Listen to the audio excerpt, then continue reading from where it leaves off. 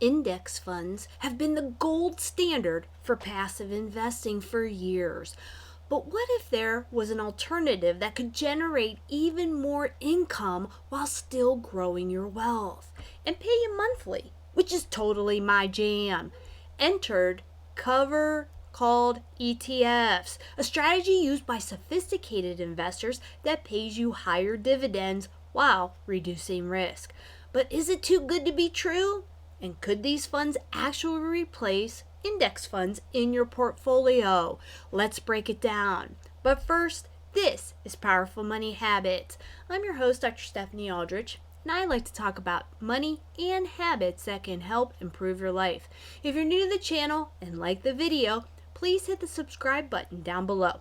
All right, let's get back to the show. So I want to preface this by saying that I'm not a financial advisor. I'm just telling you what I'm personally doing in my own accounts, giving you ideas to explore for yourself. I'm here to help you reach financial independence. So, what are covered call dividend ETFs? Covered call ETFs are a strategy where they own stocks and sell call options on those stocks to generate extra income. This results in higher yields compared to traditional index funds. So ETFs that I am involved in is like JEPQ, BTCI, SPYI, SVOL, and BIZD, and also QQQI, have gained popularity for their massive monthly dividend payouts. So for example, JEPQ is the JP Morgan Equity Premium Income ETF, and it has a yield between 10 and 12% while holding large cap tech stocks. Another example is SPYI, which is the NEOS S&P 500 High Income ETF. It focuses on selling options to the S&P 500 to generate monthly dividends. So, how do they compare to traditional index funds? The pros of covered call ETFs: higher monthly dividend income compared to regular index funds. Many pay 7 to 12% annualized yields compared to the S&P 500's 1.5% dividend. They also have lower volatility. The covered call strategy cushions market downturns with option premiums. They're great for passive income investors, okay? If you want cash flow without selling shares, which you'll have to do in retirement if you own just index funds, these funds can be a strong choice. But here are the cons of covered call ETFs. They're limited upside growth, okay? Because they sell the call options on whatever they own, they cap their price appreciation potential to that, 7 to 12%, okay? This is not necessarily ideal for long-term growth.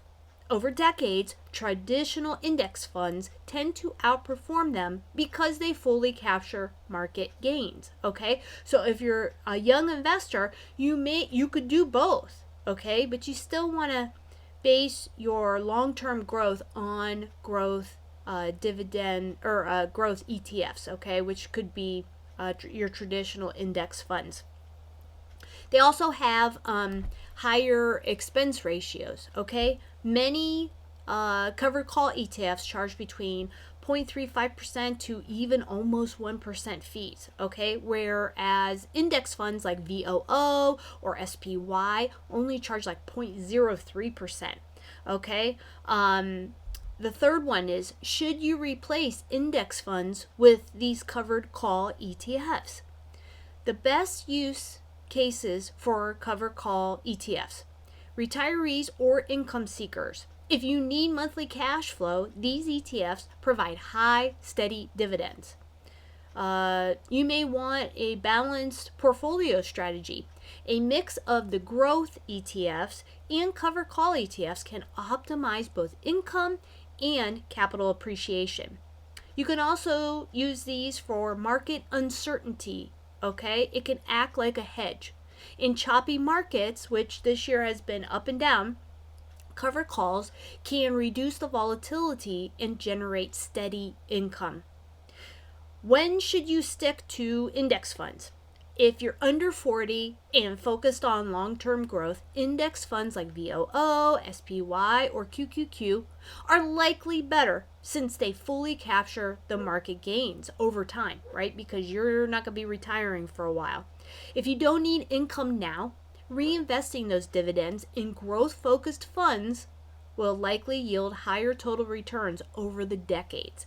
Now, for me, being in my 50s, I'm investing in these covered call dividend ETFs because I'm coming closer to retirement and I like the monthly cash flow. Okay, that's what I want to replace my lifestyle with, is monthly cash flow. Okay, I don't want to have to sell any of my investments like I would if I owned the index funds in order to have the cash to live off of. Okay, I'll just live off of whatever dividends and all of my other investments, which I've talked about on this channel. You can check out one of the other videos, but I want to live off of the dividends from these ETFs, especially since most of them pay monthly, okay, which I totally love.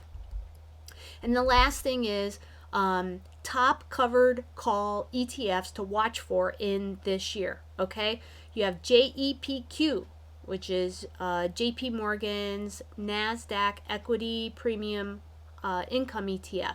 It's a high dividend yield, tech focus, strong total return. Okay, then you have BTCI, which is Bitwise Bitcoin Strategy ETF. You know I hate Bitcoin.